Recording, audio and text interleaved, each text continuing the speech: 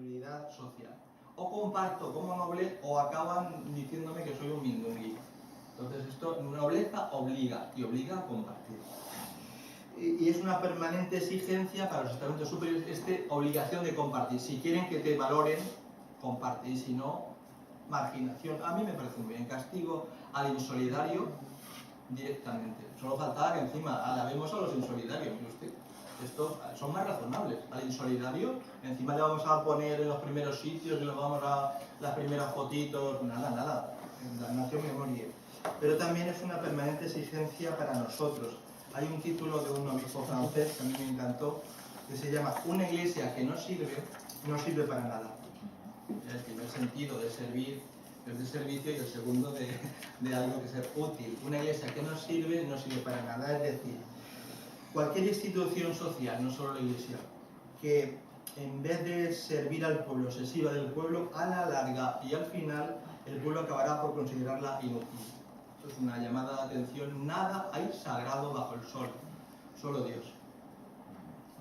Lo siento, pero igual que una iglesia que no sirve para nada, una política que no sirve para nada, una economía que no sirve para nada, unas instituciones que no sirven para nada. Esto es una llamada de atención, porque a veces se cree alguien intocable, sagrado, solo Dios. Otro elemento es el factor de fortuna, necesidad, fortuna. La generosidad debe agudizarse cuando esta riqueza ha sido conseguida de modo inesperado, el azar, la suerte, puesto que la ganancia no ha costado especial esfuerzo. Hay un ejemplo muy peculiar en el Evangelio de Lucas, la parábola del rico necio, donde dice, un rico tuvo una gran cosecha. Rico obligado a compartir. Y una gran cosecha, y quiere decir que encima más, porque ¿qué hizo él por tener una gran cosecha? ¿Y qué esperáis que hizo ese rico que había tenido una gran cosecha? ¿Compartir? No. Pensó, mis graneros no me sirven, voy a construir otros más grandes. ¿Para qué? ¿Para qué ese señorito quería hacer otros graneros? Para acumular, para que cuando hubiese carestía, encima se aprovechase delante de la gente. O sea, es el colmo. Así que la condena que le viene después, lógica y razonable. Viene el ángel a decirle, rico, ¿qué haces tú pensando en el más allá? Hoy vas a palmarlas. Eso es economía, punto. Encima, solo faltaría que digamos larga vida al insolidario.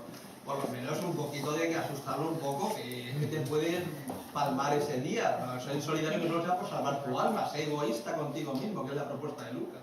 Si quieres salvar tu alma, sé generoso, no creáis que era salva tu alma, porque como yo digo, o los gusanitos o los ovinos. En mi caso no sé qué es peor. Otro factor es el de la necesidad, que es a mayor necesidad, mayor solidaridad. Cuanto más necesidad hay, más necesidad de reciprocidad generalizada hacia los sectores más afectados. En concreto, las personas situadas en la cúspide tienen una mayor obligación social de tener un papel más activo en esta solidaridad. De tal manera de que si se comportaban generosamente los nobles, eran todavía mucho más valorados, se reforzaba su jerarquía social, pero si un noble en un momento de necesidad no acudía en ayuda de su pueblo, se producía un divorcio o cisma entre pueblo y nobleza. Yo creo que en parte lo que puede estar sucediendo hoy. Y a muy corto plazo. Yo creo que esto ya hay un cisma social entre los estamentos superiores de control y la gente viva. Hoy día, por ejemplo, la situación actual es un claro exponente de esta a mayor necesidad, a mayor generosidad y solidaridad. No hace falta que ponga ejemplos porque yo creo que es algo muy evidente. Estamos sacando lo mejor de nosotros mismos en este momento de necesidad. Pero cuidado, porque hay un nivel que es, a partir de un nivel de, digamos así, de necesidad, donde en primer nivel se acude en solidaridad, hay otros, si esa crisis o esa necesidad se sigue agudizando, la gente pasa de comportarse solidariamente a tener comportamientos antisociales. Es un nivel, es decir, tú eres generoso hasta un nivel, pero llega un nivel donde si eso sigue agudizándose, ya no, tu tendencia no es a ser generoso, sino que me quedo sin nada, por lo menos Santa Rita, que me quede como estoy, apáñatelas como puedas, o yo el primero. Esto hay que tener mucho cuidado con el elemento de solidaridad, porque hay pasado un nivel de necesidad, ya no, lo primario no es la solidaridad, sino es el mecanismo de defensa, de supervivencia. Esto yo creo que tienen un tanto de cuidado. Los antiguos eran muy claros en este sentido, los modernos no somos claros. Otro elemento es que los bienes perecederos se tienen que compartir mucho más que los no perecederos. Es decir, el alimento. ¿Por qué se comparte el alimento perecedero? Porque o lo compartes o se pudre. Por lo tanto, aunque solo sea por nobleza torera, ser generoso. Es decir, lo mejor que se puede hacer con un alimento, un bien perecedero, es compartirlos, darlos. Entre echarlos a perder y darlos, pues yo creo que da mucho mejor darlos. E incluso los bienes perecederos compartidos crean unos estrechísimos vínculos de solidaridad. Cuando tú das a un necesitado pan, es el vínculo más estrecho que se puede crear entre personas. Por lo tanto, los bienes perecederos, sobre todo alimento, es un creador de vínculos extremos. La Eucaristía tiene este fundamento. Y eso sí, igual que el compartir el bien perecedero es el que crea unos vínculos más estrechos, el negar el alimento en esta situación genera las situaciones más inhumanas, la mayor distancia. Esto yo creo que también hay que ser consciente de esto. Pasamos al otro elemento, que sería las dos posturas, simplificando, a veces están mezcladas, la postura judeocristiana y la postura helenística. La postura judeocristiana la podemos encontrar en Hechos de los Apóstoles y en la Carta de Santiago. Para esta postura, los bienes materiales no tienen ningún valor teológico, no sirven en el fondo para nada. Son un estorbo para el seguimiento de Jesús. Acordaos, por ejemplo, el joven rico. ¿Por qué no seguía a Jesús y todo? Porque era rico. Y no solo estorbo para el seguimiento de Jesús, además para la salvación. Dice, es más difícil para un rico entrar en el reino de los cielos que un camello, es decir, estorbo para el seguimiento, estorbo para la salvación, y además produce graves problemas personales, la avaricia y sociales. La riqueza es la causa de todos los males, es una especie de eslogan muy habitual en la antigüedad. Por lo tanto, si la riqueza es así, ¿qué es lo único honesto que se puede hacer con la riqueza? Darla, compartirla, sobre todo con los pobres. Por eso el mensaje, ve y da todo lo que tienes, vende todo lo que tienes y dáselo a los pobres, entra en esta dinámica. ¿De qué te sirve esto si no va a servirte nada más que para no seguir a Jesús plenamente, no salvarte? Pues ve y dáselo a los pobres. Este ideal se va a seguir en la medida en que la venida del reino sea inminente. ¿De qué sirve tener bienes si el fin del mundo está ya aquí? En Pablo, en las comunidades paulinas, es muy habitual esto. Pero en la medida en que la escatología, el reino, el fin del mundo se vaya retardando, pues esta llamada, bueno, ya es que como, si está aquí bien, pero si está de aquí a 4 años, por lo menos voy a guardar para estos 4 años. Y también en la medida en que las comunidades estén compuestas por gente de estatuto superior o no. Si hay ricos en una comunidad, lo normal es que no se le eche fuera. Pero si no es rico, podemos decir que los ricos son malos, perversos, insolidarios. Este ideal se fue reduciendo a pequeños grupos que van a intentar revivirlo cada cierto tiempo. El monacato primitivo, franciscanismo y posteriormente los otros grupos. Ya, la comunidad eclesial renunció a este ideal muy pronto, y se pasó al modelo que yo llamo postura helenística. Es una concepción más positiva y pragmática de la riqueza. La riqueza no es considerada como intrínsecamente perversa, sino que todo depende del uso que se haga de ella o no. Si se usa la riqueza para alimentar las propias pasiones y en contra del bien común, es una mala riqueza. Pero si se usa de manera sensata y para ayudar a los demás, especialmente a los más necesitados, es buena. Es decir, la riqueza no es ni buena ni mala. Para los judíos cristianos ya es intrínsecamente perversa. Todo depende del uso que hagas de ella. Por lo tanto, lo importante, la solución pasa por A, el control que tú hagas de tu propia vida, no vivir esclavizado de las riquezas, que es una llamada muy continua en Lucas. Las riquezas depende de su uso, por lo tanto, A, que las riquezas no te esclavicen, es una temática. B, tomar conciencia de que los bienes no son propiedad tuya, son propiedad de Dios. Esto es un mensaje muy evidente. Tú, el rico, no es propietario de la riqueza, es oikonomos, administrador. Esto yo creo que a veces es un mensaje muy aleccionador. El propietario es Dios. Los ricos son oikónomos. Por cierto, dice Lucas, al que se le pedirá cuenta pormenorizadamente del uso que haya hecho de ellas. Pormenorizadamente. A mí ese adverbio me resulta peculiar. Hasta el último céntimo. Por lo tanto, el rico, que se apañe bien los machos. Dios ha sido generoso dándole los bienes, pero no para su propio uso, sino para que sea generoso. Y otro elemento es que tiene una hipoteca social. O sea, el rico es rico no para su uso, sino para que lo reparta. Una especie de mecanismo de redistribución. En vez de que cada uno tenga su parte, Dios le ha dado a los ricos una parte, pero no para que se aprovechen, sino para que lo repartan generosamente, altruistamente. Estas dos posturas están en ocasiones mezcladas, pero en algo que coinciden es el papel clave o fundamental que tiene la limosna.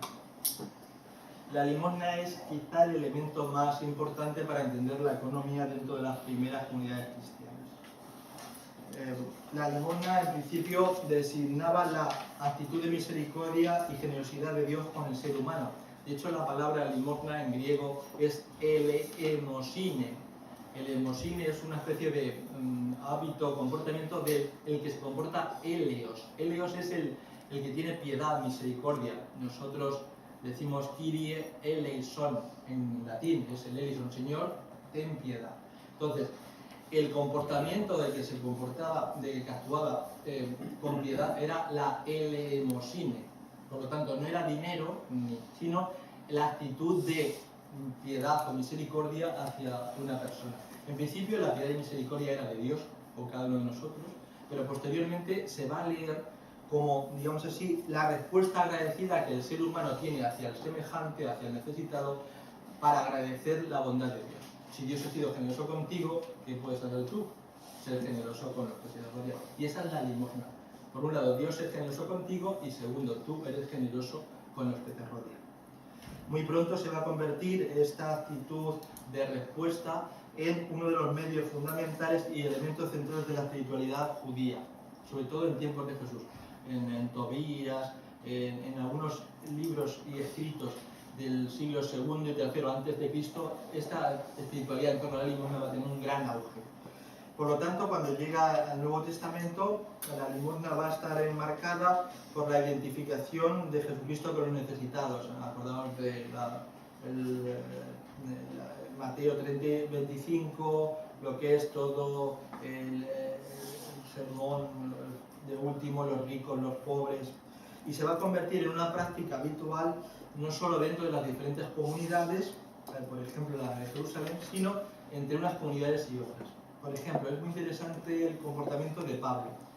Pablo se pasó más de la mitad de su vida apostólica recogiendo una colecta para los pobres de Jerusalén. O sea, que estimaba a todos santamente, porque era muy inteligente para esto, pero la mitad de su vida se la pasó haciendo una colecta para los pobres de Jerusalén, que por cierto, aprendizaje para todos.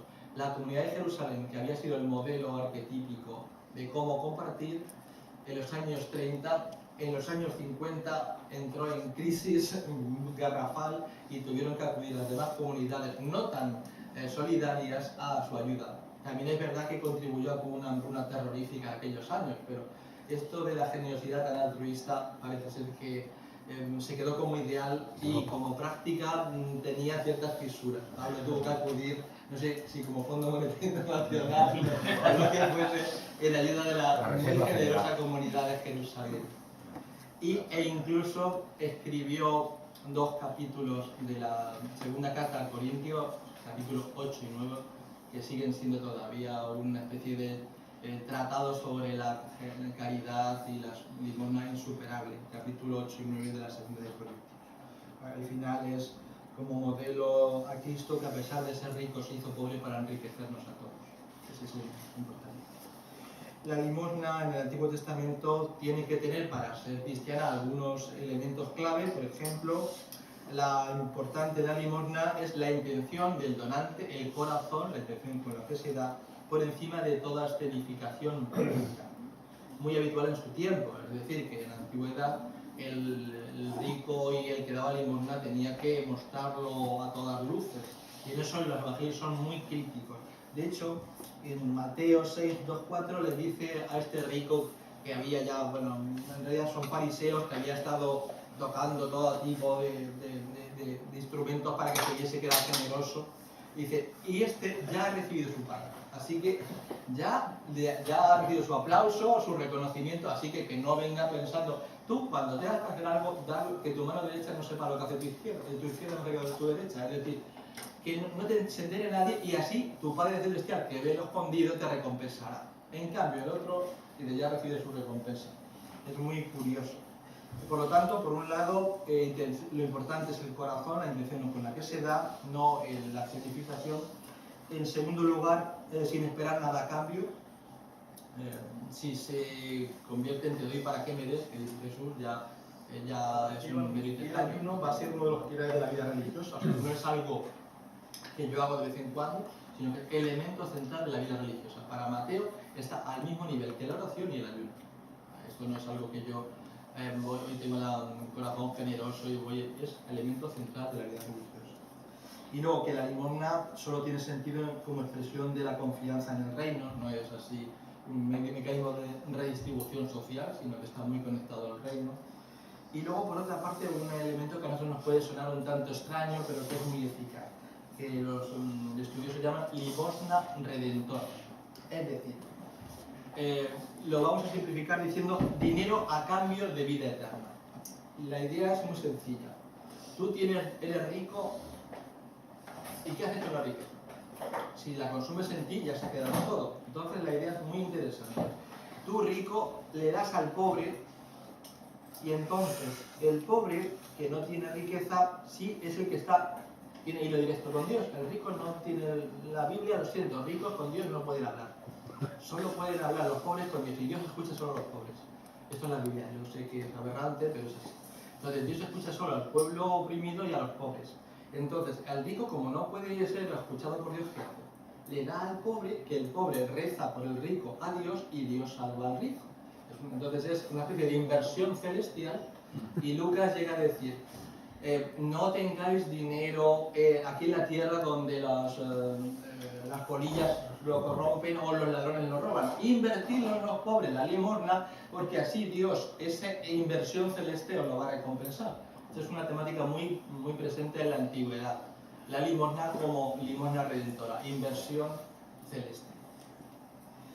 La limosna del cristianismo primitivo, las prácticas más estables de la vida cristiana van a permanecer, sin embargo, digamos así, se va a convertir en una de las características más llamativas del movimiento cristiano.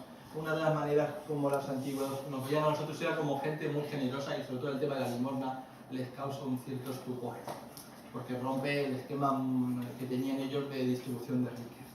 De hecho, va a ser un elemento clave, aunque dentro de este elemento clave hay sobre todo tres a los que hay que acudir siempre. Son los ideólogos de la limosna. Por un lado está Cipriano de Cartago, que en el 250 va a escribir una obra muy importante sobre las obras buenas y la limosna. Esta obra del 250 de Cipriano de Cartago se va a convertir en una especie de bestseller de la época y todo el mundo lo tiene que citar, a Cipriano de Cartago. Y luego hay otro a quien quiero yo mucho que se llama Basilio de Cesarea, que va a escribir en torno al 370 una serie de homilías, la 6, la 7, la 8 y la 14b, donde va a ser el gran ideólogo de la limosna. Es posiblemente el más profundo, el que ha tratado, es el más carroñero. A mí me encanta porque no tiene piedad, es el sin piedad. La idea es escrito a ricos para que sean generosos. Todos los elementos